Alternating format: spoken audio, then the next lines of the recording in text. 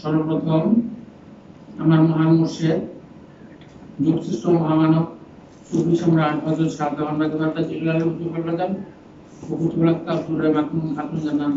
পীর আমাদের পরশময় কদম মোবারকে শত কোটি সালাম ও কদম মিছে জানিয়ে আমার আলোচনা শুরু করছি।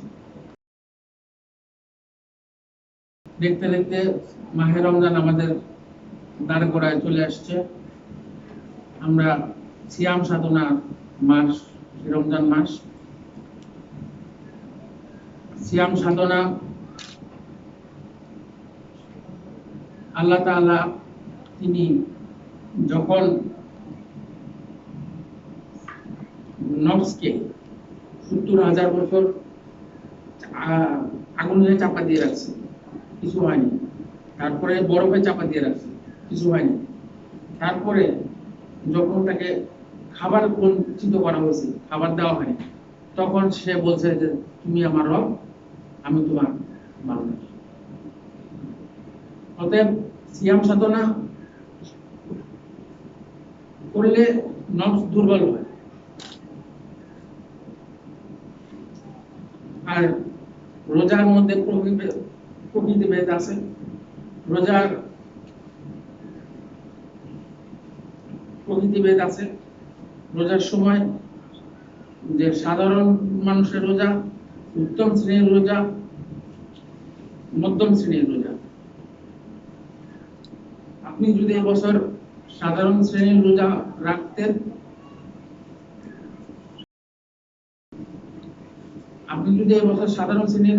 রাখতেন, তাহলে আপনি আগামী বছর চেষ্টা করবেন যে মধ্যম শ্রেণীর রোজা রাখেন। আর আপনি যদি এবছর মধ্যম শ্রেণীর রোজা রাখেন, তাহলে আগামী বছর চেষ্টা করবেন যেন উত্তম শ্রেণীর রোজা রাখতে। আসলে রব্বুল আলামিন বলেন, আসসামু লি ওয়া আনা আজজি বিহি। রোজা আমার জন্য রাখা হয় এবং আমি তার প্রতিদান। রোজার প্রতিদান রব্বুল আলামিনের দিদার।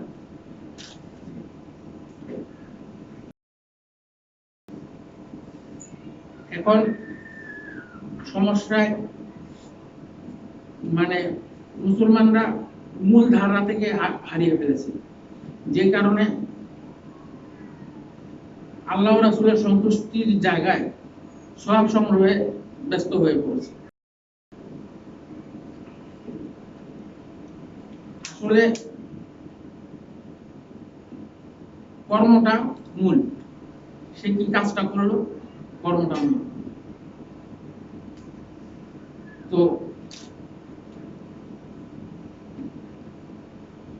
এই সওয়াব সাধনায় কেউ বলতে পারবে না যে কত সওয়াব হলে এক প্লেট ভাত খাওয়া হবে, বলতে পারবে কি?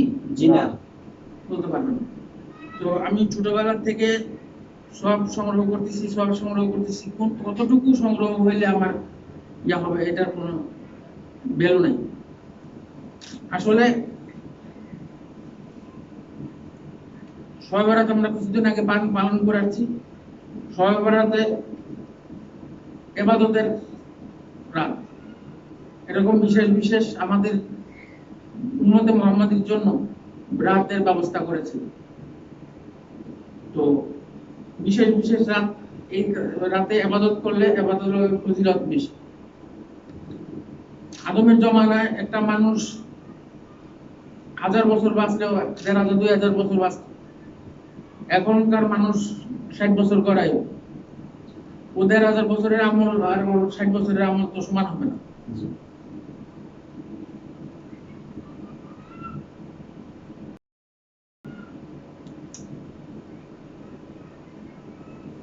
আদম আলাইহিস সালাম তিনি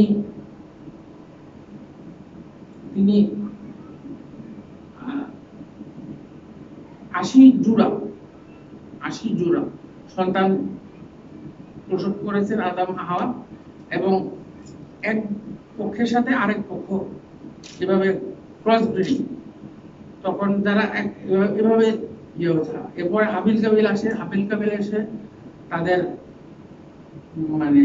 প্রথম হত্যা, পৃথিবীতে প্রথম হত্যা, কাবিলকে হত্যা করা।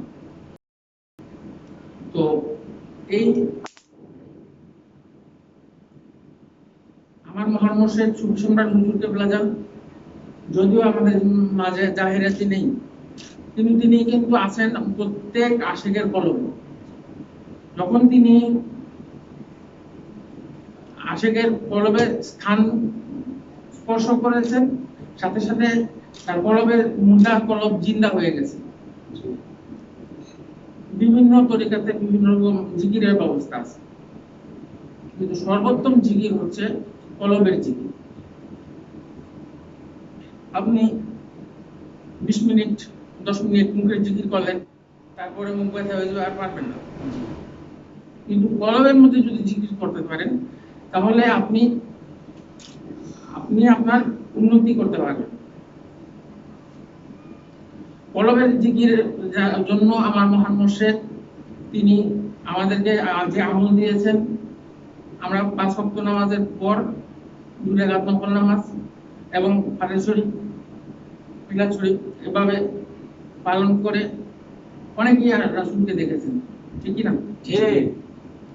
তো রাসূল সাল্লাল্লাহু আলাইহি সাল্লামের জমানায় সবাই রাসূল সাল্লাল্লাহু আলাইহি সাল্লামকে সামনাসামনি দেখত। তার জন্য মানে আশিকের রাসূল হওয়া সহজ ছিল। কিন্তু এখন বর্তমান জমানায় 1500 বছর পর তো এই জমানায় এসে আশিকের রাসূল হওয়া কঠিন। তবে সেই শিক্ষাটা আমার মহান মুর্শিদ তিনি দিয়েছেন, আত্মশুদ্ধি, দিল জিন্দা, নামাজে হুজুরি এবং আশিকের রাসূল হওয়া। এই শিক্ষাগুলো সুফি সম্রাট হুজুর কেবলা যান দিয়েছেন এবং আমাদেরকে আমল করতে হবে সেগুলো। আপনারা দরবারে নতুন নতুন লোক সমাগম করবেন, নতুন নতুন জায়গার ভাইদেরকে আনবেন। মানুষের ভুল ভাঙা দরকার। মানুষ অনেক বছর যাবৎ সুফি সম্রাটের ব্যাপারে অনেক নেগেটিভ প্রচার হয়েছে, কিন্তু বাস্তব যেটা, উনি আসলে ধর্মের উপরে তিনি কুরআন শরীফের একটা তাফসীর লিখছেন, 8 খণ্ডের একটা তাফসীর তিনি লিখছেন। একজন, অনেকে বলে যে দেওয়ানবাগী মানে বড় আলেম ছিল না, এই কথাটা ভুল এবং ভ্রান্ত। কারণ যে একটা 8 খণ্ড তাফসীর লিখতে পারে সে, এবং মাতৃভাষায়, শুধু আপনার ভাষায়, মাতৃভাষায় সহজ সরল বাংলা ভাষায় তাফসীর করছে। আসলে আমরা তো কোরআন শরীফটাকে গুরুত্ব দিই। কোরআন শরীফের আয়াত সংখ্যা নিয়ে সুফি সম্রাট হুজুর কেবলা যানের সংস্কার আছে। এমন কোন সেক্টর নাই সুফি সম্রাট হুজুর কেবলা যানের সংস্কার নাই। তো সুফি সম্রাট হুজুর কেবলা যান আমাদের আত্মার পিতা এবং দেহের পিতা। সুফি সম্রাট হুজুর কেবলা যান মানে জাহেরাতে নেই, কিন্তু তিনি আমাদেরকে তার দয়া দিয়ে আমাদেরকে প্রতি মুহূর্তে গাইড করতেছেন। সুফি সম্রাট হুজুর কেবলা যান আমাদেরকে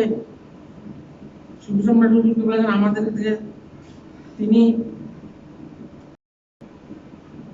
আমাদেরকে আত্মশুদ্ধি, দিল জিন্দার, নামাজে হুজুরের ট্রেনিং সে ছোটবেলা থেকেই দিয়েছে। এবং ঘরের মধ্যে যখন আমরা ইফতার করতাম, বিশেষ করে এখন তো রমজান মাস আসতেছে, জানা দরকার, রমজান মাসে সবাই মিলাদ করতাম। মিলাদ করা শেষ হইলেও কয়েক মিনিট পাওয়া যেত। কয়েক মিনিট পাওয়া গেলে তো তিনি বলতেন যে একটু মুরাকাবা করে দেখো রাসূল সাল্লাল্লাহু আলাইহি ওয়াসাল্লাম কি বলে। রাসূল সাল্লাল্লাহু আলাইহি ওয়াসাল্লাম যে আমাদের এই ডাইনিং টেবিলে দাওয়াত করো, ওইভাবে তো মুরাকাবার মাধ্যমে রাসূল সাল্লাল্লাহু আলাইহি ওয়াসাল্লামের সাথে দিদার করে ওনাকে ইফতারের দাওয়াত পর্যন্ত দেওয়া হয়েছে। আসলে ওলি আল্লাহগণ অমর, ওলি আল্লাহগণ মরে না। সুফি সম্রাট হুজুর কেবলা যান জিন্দা ওলি, ওলি আল্লাহগণ অমর, ওলি আল্লাহগণ মরে না। মুরিদের মুর্শিদ মরে না। এখন সুফি সম্রাট হুজুর কেবলা তিনি যে নসিহত করেছেন তার আলোচনা শুনলে একটা সাধারণ মানুষ বুঝতে পারবে যে মানে কথাটা কত উচ্চ মার্গের, এবং তিনি একটা ভিন্ন বৈশিষ্ট্যের অধিকারী। যেমন আপনি মনে মনে একটা জিনিস ভাবছেন, ওনাকে বলবেন, আপনি ওনার সামনে গিয়ে বসছেন, দেখবেন ওই প্রসঙ্গে উনি কথা শুরু করে দিয়েছেন, ঠিক না? উনি দেখা গেছে, আপনি আমার এক ফ্রেন্ড খুব অসুস্থ, জ্বর, তো আমার আবার মাহফিল ছিল, তো আজিরি করছি। আজিরি করার পর বাবা সকালবেলা ডেকে বলতেছে, তুমি যেটা নিয়ে ভাবতেছো ভাই বোন না, সব ঠিক হয়ে যাবে। তুমি যেটা ভাবতেছো ভাই বোন না, সব ঠিক হয়ে যাবে। আমি কিন্তু কিছুই বলি নি বাবাজনকে, এরকম সুফি সম্রাট হুজুর কেবলা মানুষের সামনে বসলে মানে উনার পলক মোবারক থেকে যে ফায়েজ ওয়ারেদ হয়, এটাতে মানুষের পাপের কালিমাগুলো দূর হতে থাকে এবং সেখানে আল্লাহ আল্লাহ জিকির জারি হয়। এক মুহূর্ত ওলি আল্লাহর সহবাস করা 1000 বছরের নফল ইবাদতের চেয়ে উত্তম। তো 1000 বছর নফল ইবাদত আমরা করতে পারবো না। ওলি আল্লাহর সান্নিধ্যে থাকলে, ওলি আল্লাহর সান্নিধ্যে থাকলে ওই 1000 বছর নফল ইবাদতের চেয়ে উত্তম। সুফি সম্রাট হুজুর কেবলা আমাদেরকে যে আদর্শ শিক্ষা দিয়েছেন, যে জাতির সামনে যে কোরআনের তাফসীরটা রেখেছেন, এবং এই বছর আমরা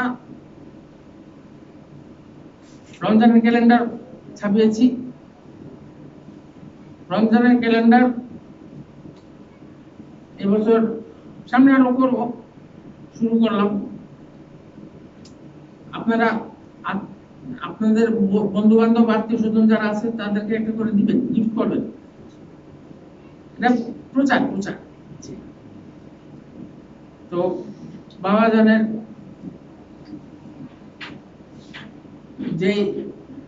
যেই ধারায়, যে অরিজিনাল ফর্ম, অরিজিনাল মানে ছবি যেভাবে চলতেছিল, অরিজিনাল প্রিন্টিং ঠিক অ্যাজ ইট ইজ করছি, এবং করছে ভালো কাগজ দিয়ে। আমরা ফ্রি দিয়ে দিছি, অনেকের ফ্রি দিয়ে দিছি। আসলে এটা আমাদের বিক্রি করার উদ্দেশ্য না। তো সুফি সম্রাট হুজুর কেবলা তিনি আমাদেরকে আত্মশুদ্ধি, দিল জিন্দা নামাজে হুজুরি শিখিয়েছেন। আত্মাকে পরিশুদ্ধ করতে হয়, ধ্যান সাধনা করতে হয়। রাসূল সাল্লাল্লাহু আলাইহি সাল্লাম মিরাজের পরে পাইছেন নামাজ। এর আগে, নামাজে ফরজ হওয়ার আগে কি করতেন? হেরা গুহায় গিয়ে কি করতেন? ধ্যান সাধনা করতেন। রাসূল সাল্লাল্লাহু আলাইহি সাল্লামের নামাজ ফরজ হয়েছে আর পরে, এর আগে তিনি ধ্যান সাধনা করতেন, মুরাকাবা করতেন।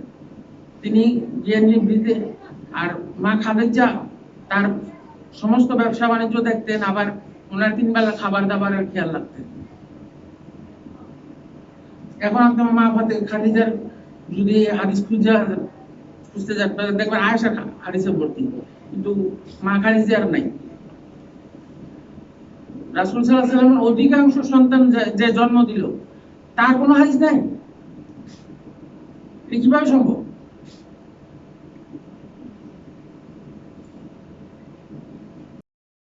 যে রাসূলকে নবী হিসাবে মেনে নিছে, সর্বপ্রথম ঈমান আনছে, তার হাদিস নেই।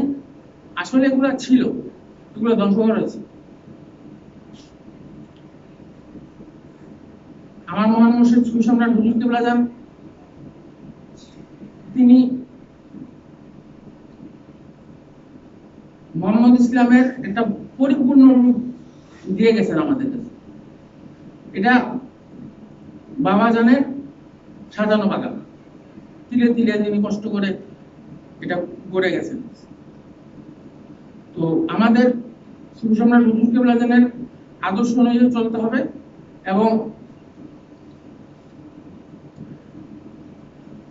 তিনি যে আমাদেরকে দিক নির্দেশনা দিয়েছেন, এই দিক নির্দেশনা পালন করলে একজন মানুষের মুক্তির ব্যবস্থা হওয়া সম্ভব। আর যদি না পায়, এটা দোষ হিসেবে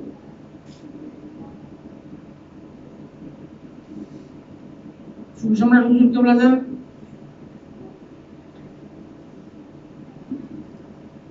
আমি একজন উক্তি করতেছি, নাম বলবো না, যে চন্দ্রপুরীর কাছে কলব দেখাইছে, তারপরে বাবা জানার কাছে কলব দেখাইছে, আবার সাহেবজাদার কাছ থেকে কলব দেখাইতেছে। এখন তো আদু ভাই না তো কি? ইমাম চন্দ্রপুরীর ওফাতে কত বছর হয়েছে, তারপরে বাবা জানার ওফাত কত বছর হয়েছে, এর মধ্যে কলব থেকে রুহতে না গিয়ে কলবে বসে রয়েছে, তো আদু ভাই না, মানে জায়গাতে না, মানে রুহানি দিক দিয়ে সে আদু ভাই। আপনি যদি বলেন যে আমি 32 বছর ধরে ক্লাস 8 এ পড়তেছি, লাভ আছে?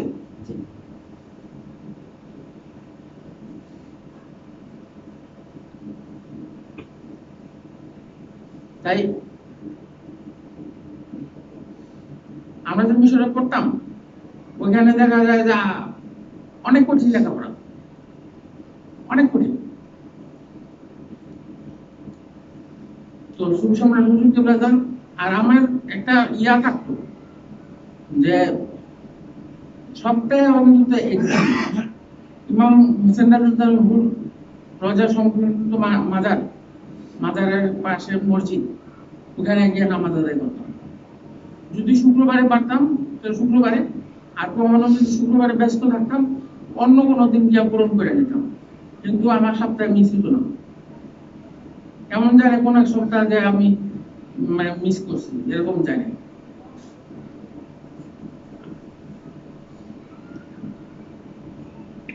তো ইমাম হোসেন তিনি জীবন দিয়ে প্রমাণ করছেন যে ধর্মের চেয়ে ইমানের দাম বেশি, জীবনের চেয়ে ইমানের মূল্য বেশি। যে কারণে তিনি নিজের জীবনের পরোয়া না করে তিনি শহীদ হয়ে গেছেন। নবী পরিবারের সংখ্য শহীদ হয়ে গেছে, কিন্তু তারা তাদের আদর্শ থেকে সরে নেই। সুফি সম্রাট হুজুর কেবলা জান তিনি আমাদেরকে যে শিক্ষা দিয়েছেন, এটা ধরে রাখতে পারলেই যথেষ্ট।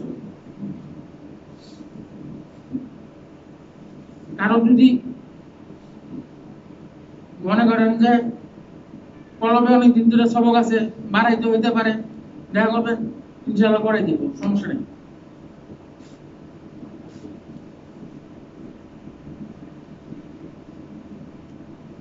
কারণ সবারই আত্মার উন্নতির দরকার আছে, ঠিক না?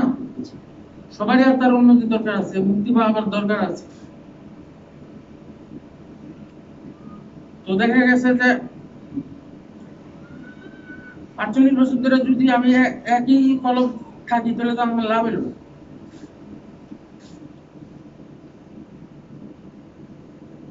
এটা কি কোনো লাভ হলো? তো এই কারণে সুফি সম্রাট হুজুর কেবলা জান তিনি একজন মুকাম্মেল মুর্শিদ, তার আন্ডারে অনেক পীরেরা তরিকা নিছে, তার মুরিদ 100 উপরে মুরিদ আছে, এরকম পীরেরা একটা তরিকা নিছে। তো সুফি সম্রাট হুজুর কেবলা জান এমন ভাবে বলেছেন যে আমার শিক্ষা গ্রহণ করেন, আল্লাহকে না দেখলে দেশ ছেড়ে চলে যাব। কিন্তু তিনি আল্লাহকে দেখাইছেন এবং মানুষকে দেশ ছেড়ে যান নাই। অসংখ্য মানুষ তার কাছে এসে রব্বুল আলামিনের দিদার পাইছে, রাহমাতাল লিল আলামিনের দিদার পাইছে, নিজেদের আত্মার উন্নতির ব্যবস্থা করতে পারছে। তো সুফি সম্রাট হুজুর কেবলা গান আমাদেরকে উন্নত করেছেন, উন্নত আত্মার অধিকারী করেছেন। এখন তিনি কি আর সেই রাসূলের জমানার লোক পাবেন? তিনি পাবে এই জমানার লোক। এই জমানার লোককেই তৈরি করে নিতে হবে। তো সুফি সম্রাট হুজুর কেবলা গান তিনি আমাদের আত্মার পিতা। তার আদর্শ আমরা যদি মেনে থাকি, আমাদের ভয় নাই কবরে, ভয় নাই হাসরে, ভয় নাই পুলসিরাতে। আসলে সুফি সম্রাট হুজুর কেবলা যান তিনি তার ব্যাপক তাফসীর মুবারক লিখেছেন এবং ওখানে কাকে কোন দায়িত্ব দেওয়া আছে, কেউ কে কোনটা কোন দায়িত্ব পালন করবে না করবে, ডিটেইলস আছে। তো বাবাজান বলছিলেন যে আপনারা তাফসীরটা পড়বেন, তাফসীরটা পড়লে একটা ফায়েজ পাবেন। তো আমার ইচ্ছা আছে তাফসীরটা নিয়ে কাজ করা।